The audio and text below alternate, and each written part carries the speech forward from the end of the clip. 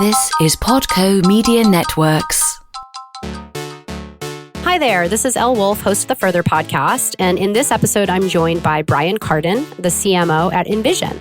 Brian has held senior marketing leadership roles at companies like Eloqua, Forrester Research, and Fuse, and I hope you enjoy this discussion where we talk about strategies for approaching a new marketing leadership role, as well as building great teams and thinking about talent. So I am very excited to have Brian Kardon on the podcast today. Brian Kardon is the CMO of InVision, and I thought it would be really fun to interview him today because by the time this episode airs, I will be working for Brian again. This will be our third time working together. I am joining InVision as the VP of Growth Marketing, and I'm very excited.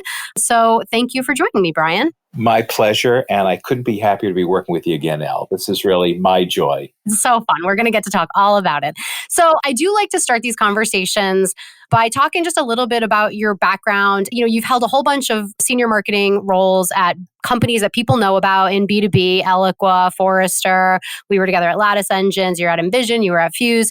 So can you just talk a little bit about your path to these market? Like, what has your career arc been like? How did you get started in marketing? It's actually an unusual career arc. So I went to business school, and after business school, I joined a consulting firm, and I became a partner there, focused on sales and marketing, mostly for consumer goods companies. My clients were like Ralph Lauren, Coca-Cola, Heinz, Campbell Soup. And as you might imagine, the nature of it being a consultant is you travel all the time, Monday through Thursday night, maybe you're home Friday. And we had just had twin boys, and I didn't want to miss them growing up. And so I got a call one day from Spencer Stewart, and there was a CMO job for a big company called Reed Elsevier, about a $5 billion a year British-Dutch publishing and information company. They own things like LexisNexis and a whole bunch of other things. And so I took the job. And so what's unusual is I never grew up from a junior person in a marketing organization up to CMO. I sort of joined from being a partner, heading up large strategy consulting projects in marketing and sales and strategy, and then becoming CMO of a very big company. So it's kind of an unusual track. And so I joined a big publishing company, and it was all about the transformation from physical to digital. They were a publishing company. They had magazines, advertising supported. This new thing called the World Wide Web was happening. So that was a fascinating time. And then from there, I just loved transformation, digital transformation. And so Forrester was a great place to be for about 5 years, where they were advising companies on how that worked. And then I really was never a software marketing guy until 2008, when Joe Payne, the CEO of Eloqua, called me and was interested in talking to me about being CMO of Eloqua. So I came to a sort of a different track than most people, not having grown up and had junior roles and rising in an organization. So I have to ask about that. I mean, so you find yourself all of a sudden, your first marketing job really is the CMO of this $5 billion company. Is that terrifying? Or like, do you feel like your career as a management consultant had really prepared you for that role? I was completely ill-prepared. I was really good with the slides and the analysis and the data. And, I was great at presenting. But, when you're a consultant, you don't have to live with your recommendations. There's no execution. You present to the board in a blaze of glory, great recommendations. Then you get the hell home on a plane. And they're left with all those slides, and they have to execute. And if something gets screwed up, it's not because the strategy was wrong. It's because they executed wrong. So there's no accountability at all. And how different is that from my life now? It's all about accountability. And so you're exactly right, Al. I was completely ill-prepared. The person who was good at doing analysis and presenting a story about company strategy and how she do marketing had never actually executed marketing. So it was a very exciting time for me. You know me pretty well, so I love to learn things, and I'm fine making mistakes. And so I get bored easily. And so being thrown into this $5 billion British-Dutch publishing company as the CMO, where we had like 600 marketers around the world. It was insane. So that was really a great experience for me. Well, that's cool. You're a braver person than I am. It's a good segue, though, because I think all of that strategy and all of that stuff is actually, those are important skills as a marketer, but it is a lot about execution. I always say, like, how marketing gets done is largely in tactical execution. And so I want to talk a little bit about your approach to building teams. I think one of your superpowers, of course, I'm going to say this because I've been on 2 of your teams, but one of your superpowers is building great teams. I think we had a world-class marketing team at Eloqua that you largely built. And I think we had really great talent at Lattice. So like you have to be sensitive when you're in a relatively new role now. You have to be sensitive to the organization that's there and the people that are there. And then you balance it out to some extent with people you know, who you've worked with in the past. But like, how do you think about that? How do you assess the team and think about building a great team? It's really interesting. So I've made some misfires. One misfire sometimes is you bring in the superstar person who doesn't play nicely in the sandbox. And I would rather trade off a little bit of brain power and excellence for someone who works well with others. You know it, Elle, marketing is such a team sport, not just amongst the different silos within marketing, but with sales, with finance, all the other departments of the company. So I need people who can work with other people really effectively and collaborate. The other thing I really need are people who can communicate well. You can have the best campaign in the world, but if you haven't informed the sales team, if they're not enabled to understand what's happening, you've lost completely. So we can't operate in a silo. So great communicators really matter. You're a good example of that. And people who really play well and want to work with other people. For me, I always ask my team about what is their next development opportunity. What do they want to learn? What do they want to do? And so, you know what I talk about? I want their tenure in my marketing team to be the golden years of their career, where they do their best work, they learn the most, and they really push themselves really far. So I want this to be sort of that graduate school where they do more and they're really excited. I want them to do the best work of their careers. And it really helps when I don't tell them what they have to do next, but they sort of work on their own development plan. I have a gap here, Brian, or I'm thinking about doing this, or I love to learn this, or could I try this? So that's what I like doing. Well, I think I learned a lot from you in terms of how to manage teams. I built a great team at Path Factory and I had no involuntary turnover. People stayed and they wanted to work for me. And it's a lot of what I learned from you about how to engage the people on my team and help them build a career path. And I would always say, like, what do you want to do after this? Let's get you ready for that. And the thing that people don't get is like when you do that and you invest in people in that way, they will do their best work. They want to do their best work for you, right? So I totally get that. So I want to talk a little bit about sort of the types of industries you've worked in. So you did two MarTech companies, Eloqua and Lattice. We did those two together. You were most recently at what is Fuze? Communications company. It's sort of Slack meets Zoom meets voice. So it's a global communications company.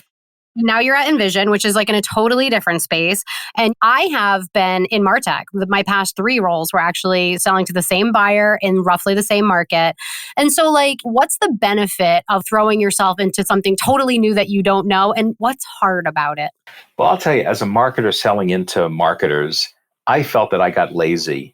I assumed that I knew what the buyers wanted because I was one of them. I was buying MarTech all the time.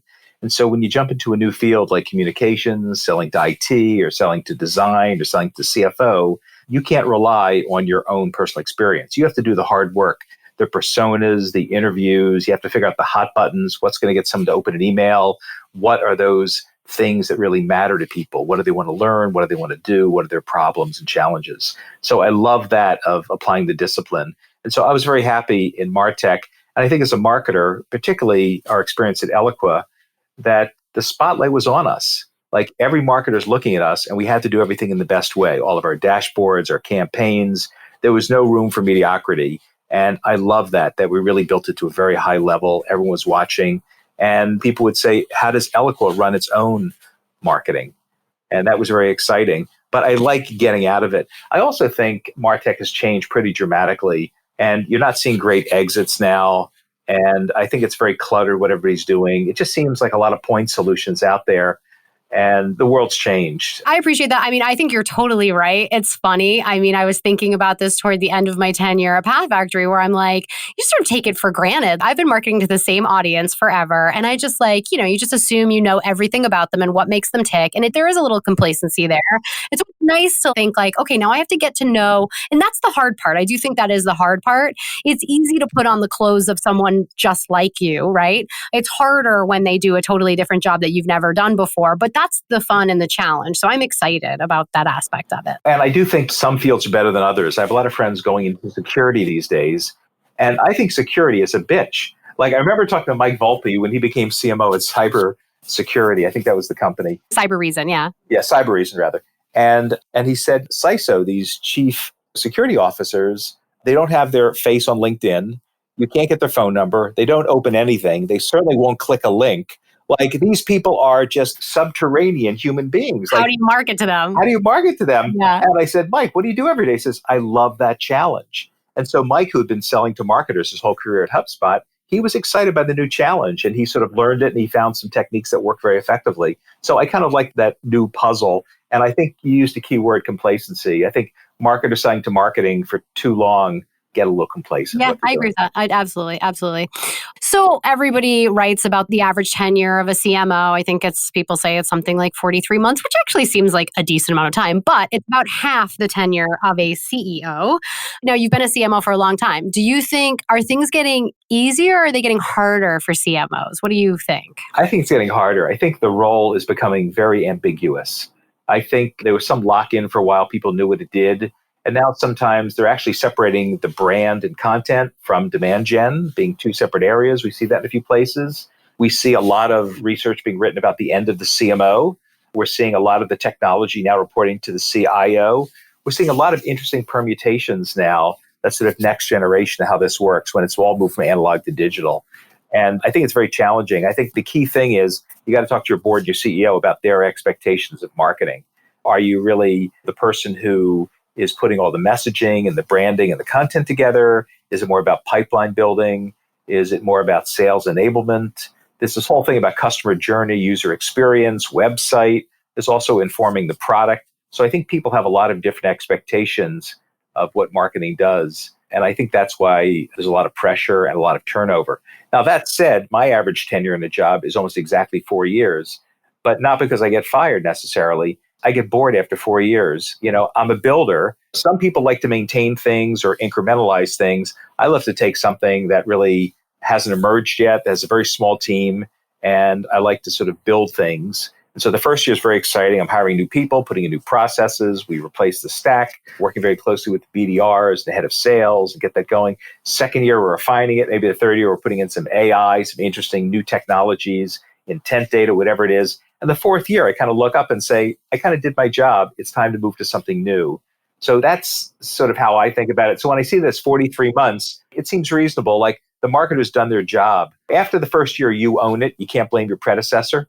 But after 4 years, I think it's time to maybe move on. Like becoming president, unless, sometimes we can still make that claim after 8 years. No, I feel the same way. And it's funny, having just gone through I interviewed for a long time and I was very picky about what I wanted to do next. And so, every interview, every conversation I had, mostly with CEOs, the first thing I would ask is like, what do you think marketing is there to do in your organization? Like, what do you think you're hiring a marketer to do? Because that was important to me. Like, I wanted to make sure that what I wanted to do was aligned with what their vision for marketing was, right? And that it was aligned to the kind of marketer that I am. But you're right. I think the expectations for marketers today it's so broad. It's so many things. So many things. Hey, I'm kind of curious. Would you rather work for a CEO who knows a lot about marketing or knows nothing about marketing and leaves you alone? Nothing. I'd rather, maybe not nothing. I mean, I was in such a great situation at Path Factory because I worked for, first of all, a CEO who was a great CEO and very smart, but did not claim to know everything about marketing and didn't want to be meddlesome and very much believed, I hired you because you're an expert in marketing. So, and he certainly would give his opinion and had good things to offer, but he never tried to sort of dictate what was happening in marketing. And that's why I enjoyed that role. So I think it's really tough. It can be hard in MarTech because I think there are a lot of CEOs who think that they are marketing experts, and that can be really hard because do you want to be the marketer who's there running somebody else's play, or do you want to try to create your own playbook? So I don't know. I'd kind of prefer to work for somebody who doesn't think they have it all figured out. Yeah, I find it very hard sometimes. If they have it figured out, they don't value it necessarily. And so I lean a little bit more towards, I want the CEO to know a little bit more about marketing and can make the case for me with the board for more funding or whatever need to do. So I remember Joe Payne, who was a former marketer, at Coca-Cola and at, I think, MicroStrategy and a few other places. And he was great. He had a lot of good ideas and he was a good sounding board. Other places I've been, they know nothing at all about marketing. It's just about sales. So here's the differentiator. I will say, I think the key is, and this was absolutely essential in how I thought about the search for my next role. I was not going to go to a place where marketing was some sort of tangential thing that was attached to the side of the business. Like, I wanted to go to a company where marketing was very central and where there was a belief at the highest level of the organization that marketing would be a growth driver and a differentiator. And so, I mean, I think it's possible to go to a company and work for a CEO who doesn't have tons of marketing knowledge, as long as they're a believer, as long as deep down they think marketing is really important to this business. I think it's an uphill battle if you work in an organization with a CEO who not only knows nothing about marketing, but doesn't really get it, like doesn't understand that marketing can be the thing that unlocks so much growth, right? Yes, exactly right. Well, I hope you enjoyed that conversation with Brian Kardon. In part 2 of our discussion, we're going to talk about some of the key metrics that marketing leaders should really be looking at, critical skills for marketing leaders, and the most important piece of advice Brian has ever received as a CMO. I hope you join us then. Thanks.